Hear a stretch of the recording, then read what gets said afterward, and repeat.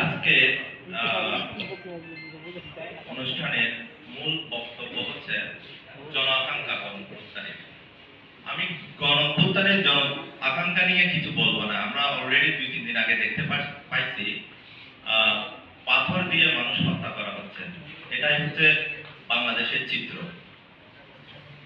যেহেতু এখানে আমরা সবাই গণ অধিকার পরিষদ, চট্টগ্রামের নেতৃবৃন্দ এবং আবু হানিফ ভাই, আব্দুল জাহের ভাই উপস্থিত আছেন, আমি আমাদের সংগঠনের সাথে অনুমতি সাপেক্ষে আমি আমাদের চট্টগ্রাম গণ অধিকার পরিষদের কিছু সমালোচনা করব।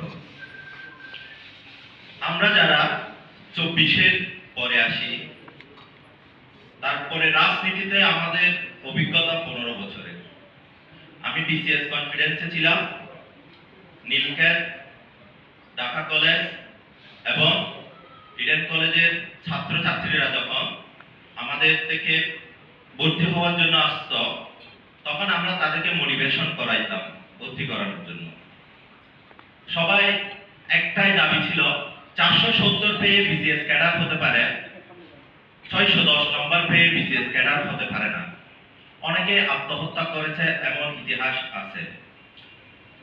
আমি যখন ঢাকা ত্যাগ করি 2017 সালে, পরবর্তীতে এই যে কোটা সংস্কারের যে বিপ্লবটা শুরু হয় 18 সালে, সেটা আমাদের গণ অধিকার পরিষদের উত্তরাধিকাররা এটার সূচনা করেন।